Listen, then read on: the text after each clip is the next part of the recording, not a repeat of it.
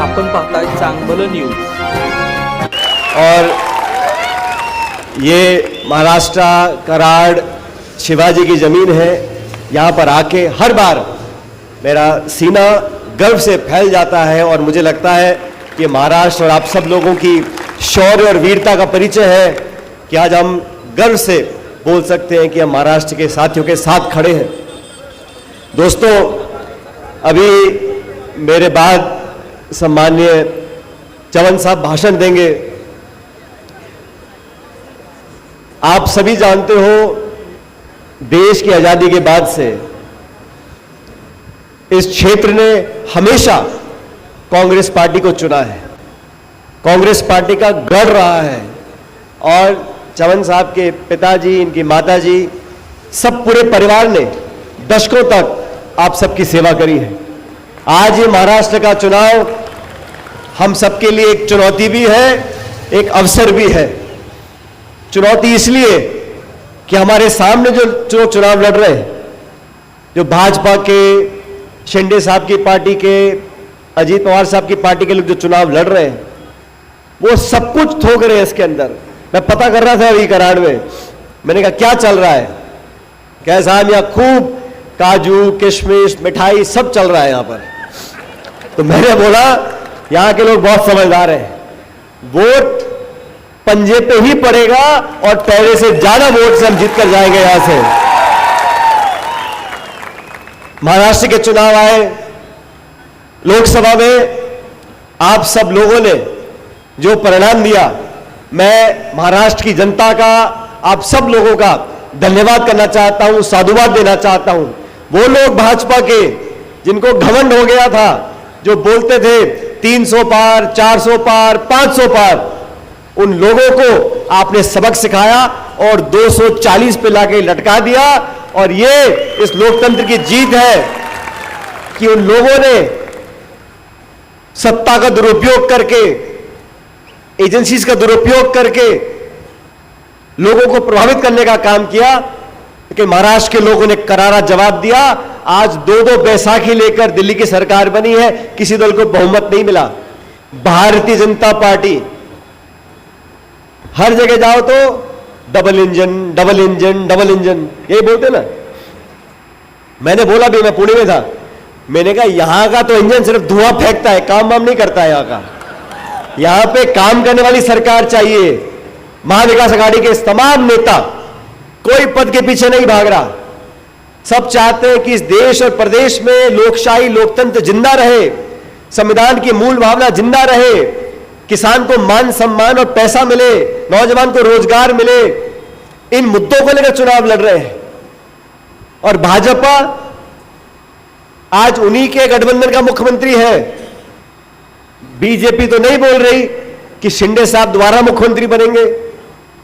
आपस में पद की लड़ाई, संघर्ष है, सत्ता सिर्फ पद के लिए है। पृथ्वीराज चवन साहब को मैं लंबे समय से देख रहा हूं, जब जब जनता ने मौका दिया, और आप सब लोग सौभाग्यशाली हो, बहुत इस देश और प्रदेश में मंत्री मुख्यमंत्री बने। लेकिन वो सज्जन जिसके दामन पे कोई दाग ना हो, ये कराड़ के लोगों के लिए सम्मान की बात है।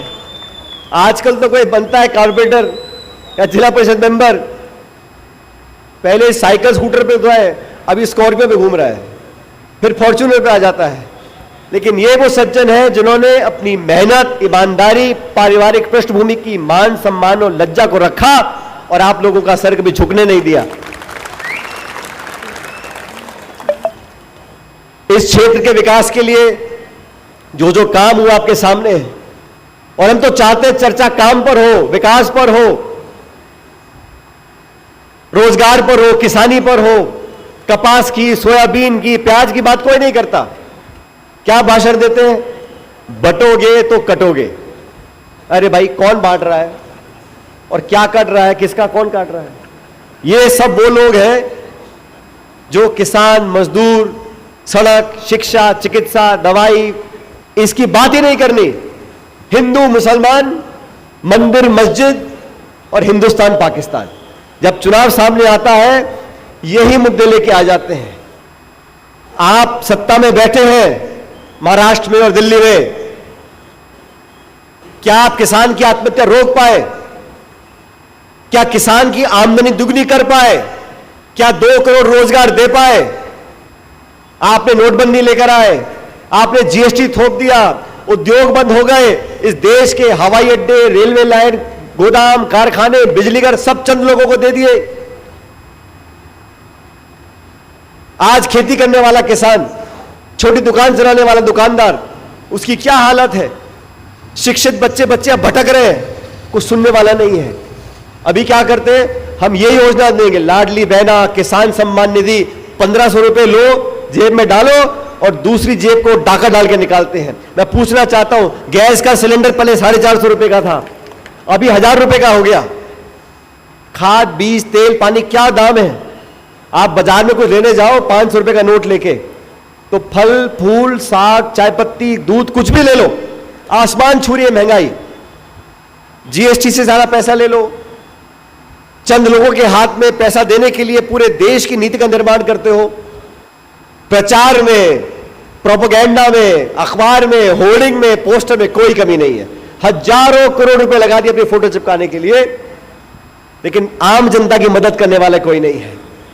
आज चौहान साहब चुनाव लड़ रहे हैं आपका आशीर्वाद लेने के लिए, जो यहां पर ईमानदारी से काम हुआ उसको आगे बढ़ा रखने के लिए, और उन लोगों को करारा जवाब देने के लिए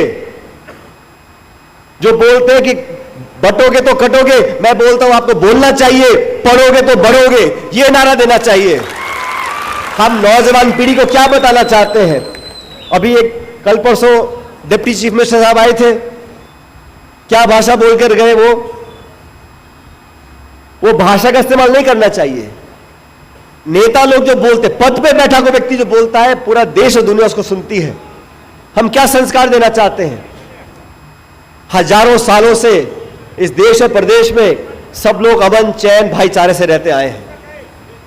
कोई धर्म खतरे में नहीं है। इनकी कुर्सी खतरे में है, इसलिए धर्म की बात करते हैं। मैं पूछना चाहता हूं बीजेपी के साथियों से, चुनाव आता है, पाकिस्तान पाकिस्तान पाकिस्तान करते हो। कौन सा नेता था बीजेपी का जो जिन्ना की मजर वहां जाके उनकी बढ़ाई करके आया? एल के अडवाणी साहब गए, जिन्ना की बढ़ाई करके पाकिस्तान में आए। हमारे प्रधानमंत्री नवाज शरीफ जी के यहां गए, शादी में साड़ी देकर आए। मनमोहन सिंह जी 10 साल प्रधानमंत्री रहे, कभी उन्होंने पाकिस्तान जाने का काम नहीं किया। पाकिस्तान के जब 2 टुकड़े हुए, कौन देश का प्रधानमंत्री था? इंदिरा गांधी प्रधानमंत्री थी। अरे इतिहास में कांग्रेस पार्टी के नेताओं ने अपना सब कुछ कुर्बान किया देश को आजाद करने के लिए। देश की आजादी के बाद भी आतंकवादियों ने हत्या करी इंदिरा गांधी जी की, राजीव गांधी जी की।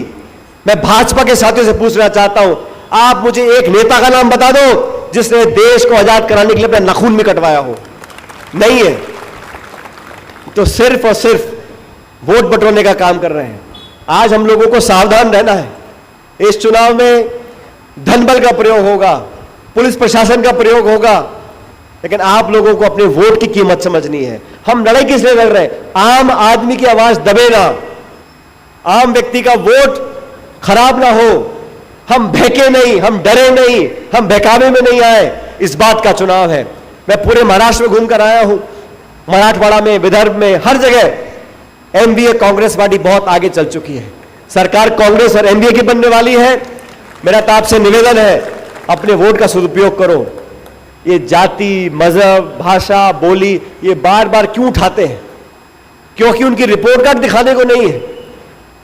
आज भी प्रधानमंत्री बोलते हैं इंदिरा गांधी ने ये किया, राजीव गांधी ने ये किया, मनमोहन सिंह जी ने ये किया। अरे आपने क्या किया 10 साल में बताइए? आपने कितने लोगों की मदद करी? आपने खुद कहा था 2 करोड़ रोजगार लोगों को देंगे हर साल। किसी को मिली है सरकारी नौकरी भारत सरकार की? सिर्फ और सिर्फ प्रचार करने का काम करते हैं। मैं तो आपसे निवेदन करने आया, बहुत सारे नौजवान बैठे हैं, ये आपका भविष्य है। अगले 5 साल तक महाराष्ट्र की क्या दिशा, क्या दशा होगी, इसका निर्णय आपको करना है।